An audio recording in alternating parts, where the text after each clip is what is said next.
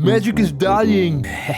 This is my Verrak Warped Sengir deck tech. The deck is best described as a land reanimator deck. The plan is to play fetch lands and activate them twice with Verrak. This way, each fetch land turns into sort of a Sky Shroud Claim or Soul Ring in terms of mana production. This is where the reel ends, so if you want to see more, click it for the full deck tech. Let's go back to Verrak for a bit. Verrak is a Sengir vampire from Dominaria, descendant of the infamous Baron Sengir. Verrak is a twisted, instinct-driven creature that occasionally experiences moments of clarity which, unfortunately, he uses to plot his next kill. I've rested enough.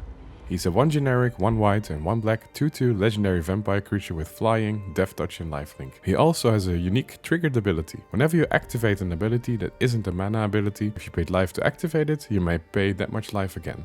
If you do, you can copy that ability and choose new targets for it. This means that abilities like the ones you see on fetch land can be copied by paying life twice to double their effect. There are cards that make you pay life to draw cards too. This generates a lot of extra value with Verrak out, but even without Verrak these effects are still worth it, because you're paying life instead of more mana for the base effects alone. A challenge of playing this deck is knowing when and how much life you can pay before you get in the danger zone. Like many other Verrak deck lists, this deck is built around this core principle. However, I'm avoiding a few other tropes often seen in these deck lists and instead focus on this Orzhov deck to play a slightly different endgame. Now, I've just described the main plan of the deck. Another part of the plan is to recur the fetch lands to ramp even more. Hopefully by turn 5 or 6 I should have about 7 to 10 lands. Let's look at the parts of the deck that synergize with this overall game plan. I've divided the deck into 8 categories. Number 1. Fetch lands. The deck runs all 8 available fetch lands and they are the core of the deck. Number 2. 8 fetch lands isn't a lot to consistently draw into them, so I've included a handful of ways to search for them. I'm also running some ramp to get Verrak out a little faster. 3. I'm running a big recursion package that can return small utility permanents with mana value 3 or less from the graveyard to the battlefield. Early in the game I'm mostly using them to return fetch lands from my graveyards, but once the game starts to develop I start using them to return other permanents too. And 4. I'm running almost all cards that draw by paying life. I can copy these abilities with Verrak to draw cards twice. A subset of these cards can sacrifice multiple permanents at once to draw that many cards. That way I can draw into the pieces I need to close the game. But that's not all. 5. I'm mostly running low mana value permanents like Seal of Doom and Seal of Cleansing that I can sacrifice to answer all sorts of different threats and, just like the fetch lands, return them from the graveyard for repeated value. 6. Because the deck focuses on getting a large amount of lands in play, I can go a few different routes. I can close the game out with a well-timed big spell like Skullstorm or Repay in Kind, while cards like Blackblade Reforged help to deal commander damage quickly. I can also sacrifice all my lands and return them all back to the battlefield with a card like Second Sunrise, paired with landfall cards like Obnixilis and Retreat to Hagra that's lethal on the spot.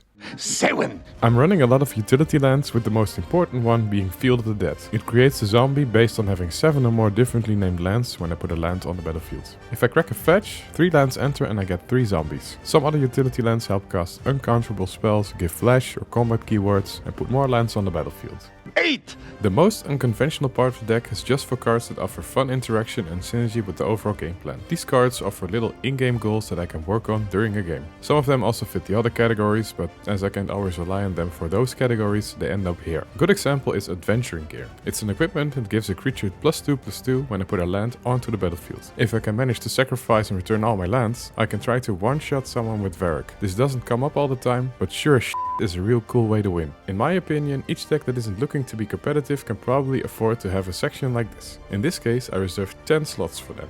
You're beautiful. Beautiful.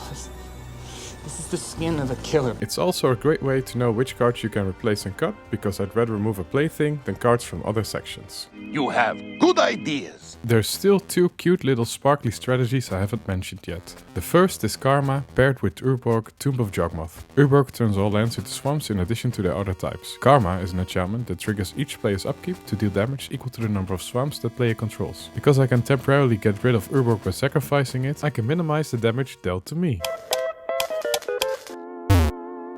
The second one is Staff of Titania paired with Yavimaya, Cradle of Growth. Yavimaya turns all lands into forests in addition to the other types. Just like the equipment Blackblade Reforged, Staff of Titania gives equipped creature +1/+1 for each forest I control. Because this deck is an Orzhov ramp deck that just wants to be a mono green deck at times, this synergy feels very fitting. Remember broccoli? Now you love it, right? Because of the niche land strategy, I think the deck is more of a bracket 2 deck with bracket 3 limitations. At worst, the deck doesn't ramp at all and awkwardly sits there dying from life loss or lack of board presence. When something doesn't go your way, you keep trying. At best, the deck ramps insanely fast into the endgame and it can be tough to deal with its efficient engines. You never give up.